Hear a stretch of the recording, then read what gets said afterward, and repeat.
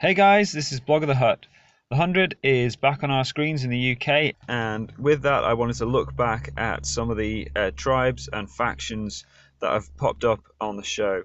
I'm going to start this video and just cover the most obvious one, which is Skaikru. Now, Skaikru once believed they were the sole survivors of the human race.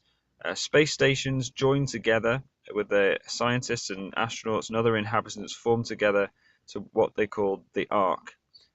Life was harsh on the Ark, limited resources, and maintaining the station meant strict rules and population control, and any major infraction was immediately punished by floating.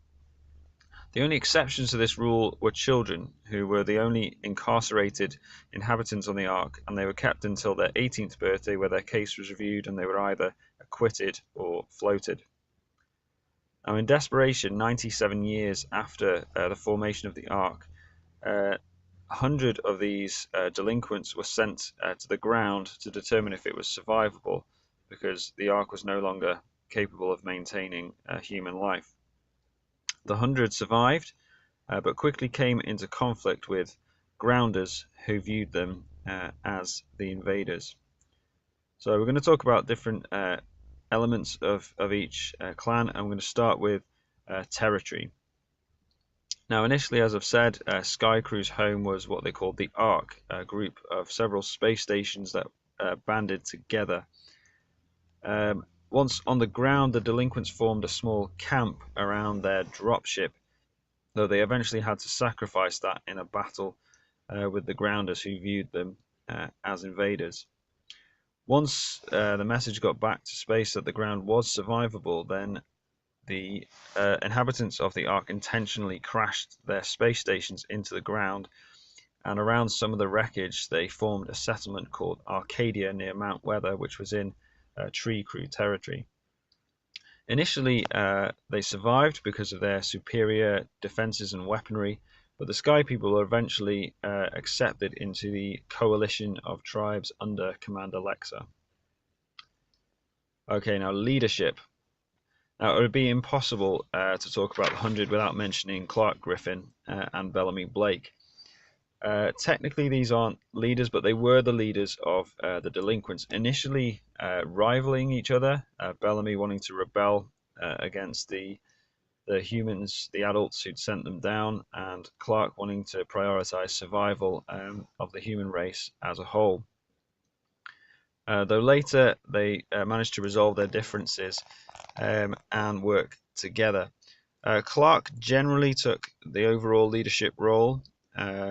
She wanted to find a peaceful solution with the grounders, but was also prepared to fight, leading some of their most violent battles and taking some of the hard choices.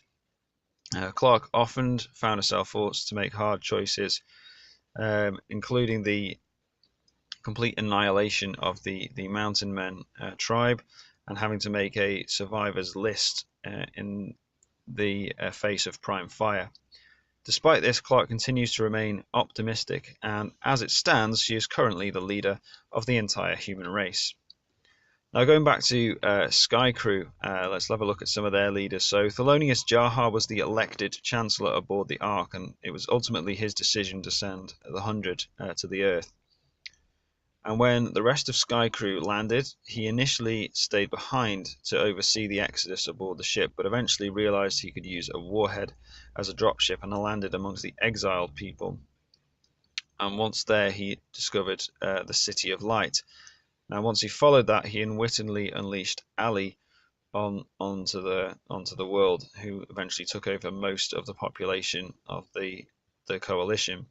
Now, Jaha never regained favor because of this, but he was determined to find a purpose and was instrumental in finding the bunker so humanity could survive prime fire. Marcus Kane took the leadership position when Jaha stayed behind. Shortly after landing on Earth, he deferred his position to take up the role of Skaikru's ambassador to the coalition, but has since taken it up again and would generally currently be considered to be the leader of Skaikru.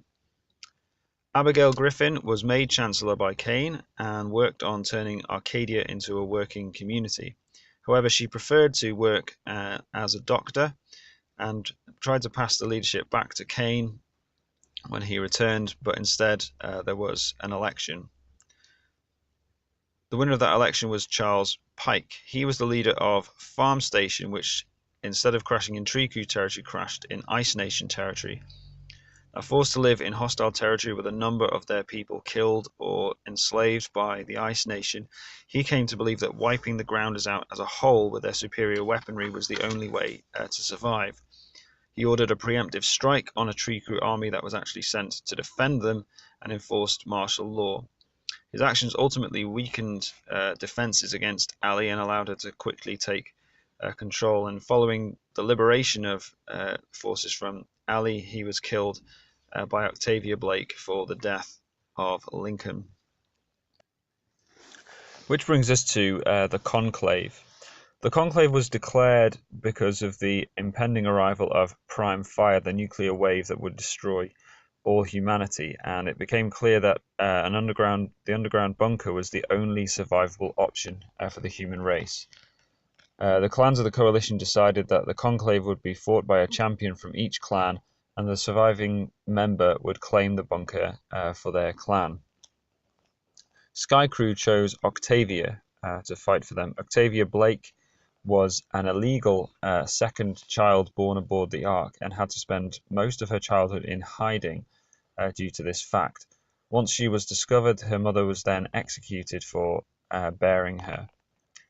Once on the ground, Octavia still continued to feel out of place and empathized a lot more with Triku, eventually joining them and learning combat under them. Her alliance tended to shift between Triku and Skaikru over the course of events.